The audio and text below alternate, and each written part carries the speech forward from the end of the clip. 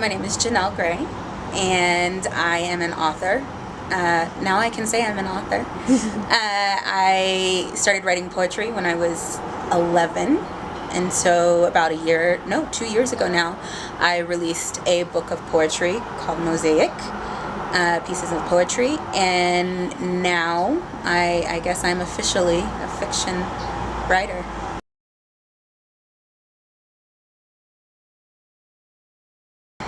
Without giving away too much, Echoes of the Struggle is really about overall it's the civil rights movement, and the idea is that the civil rights movement hasn't ended. Usually we talk about the civil rights movement and we relegate it to like a decade of time between the 50s and 60s, and so Echoes of the Struggle is really about that struggle in the 60s and how it continues even today.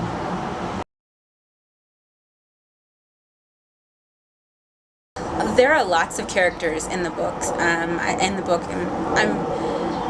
think that there are a lot of different characters. The main character, Daniela, is a black woman. She was raised almost hippie-like. Her parents are very liberal, but they're also very aware of their history. And so she's raised with the knowledge of the civil rights struggle, of the civil rights movement. And I think, if I'm honest, she's very arrogant about what she knows of the civil rights movement. She knows, who Rosa Parks is, who Martin Luther King is, like everybody does. And she even knows a step further. She's watched Roots and Queen and read the books and Hattie McDaniel. She knows all these people, and because she knows more than the average person, she's very arrogant. And so she goes on a civil rights tour and finds out when she goes on the tour, she's not really thinking she's going to learn anything. But when she goes on the tour, she finds out that she really has no idea the full story of the movement that happened.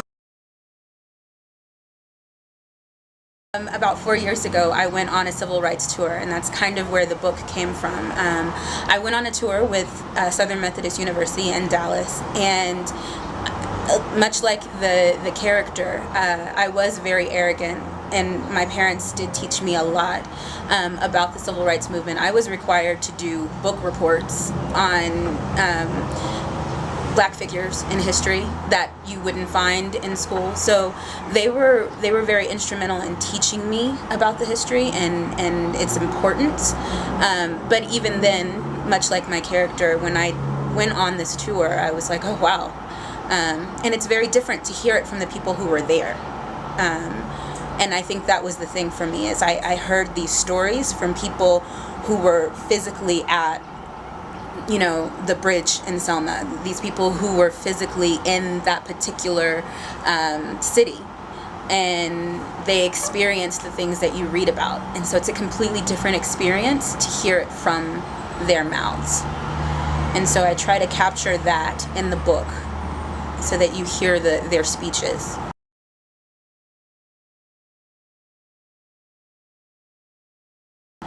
Because the saying that says that if you're not aware of your history, you're doomed to repeat it, that's essentially what happens. And for me, for example, in the book, most of Daniela's big struggle happens after the death of a black boy in her community, and he is wrongfully killed. He's killed by an off-duty officer, and because of that, it kind of shakes her world. She's very comfortable. She's always had money. She's not really been touched by a lot of racism. Like, she knows it's there. She feels it.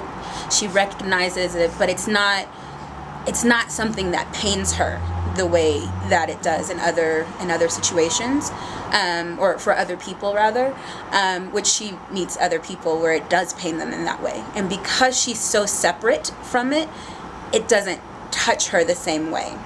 And I think a lot of people right now are doing that because we have been raised in a world where it wasn't uncommon for me to have white friends or Hispanic friends or Asian friends. Like, that's not uncommon. And because it's not uncommon, we don't readily see the problems that we're faced with. And if we don't see the problems, we can't fight them. So I think that's why it's super important, is to be aware of what's around you.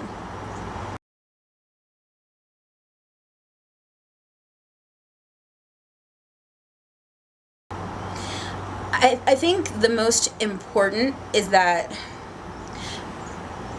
some kind of way we've decided that everybody has their own struggle and we have to fight everybody's own struggle.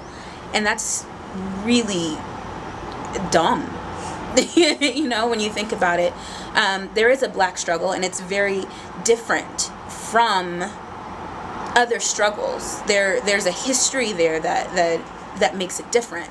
But I would say fundamentally, the struggle is the same. It's all about equality. It's the way people are treated or mistreated. And so for some reason we've separated each struggle. And then we have to say, well, no, this struggle is different, so we have to fight it differently. And that's not always the case. Like, obviously there are differences, but that's not always the case. And so I think we have to learn to fight together each individual battle. Like, I think if instead of Black people fighting the Black struggle becomes people fighting the Black struggle, it becomes better. Okay.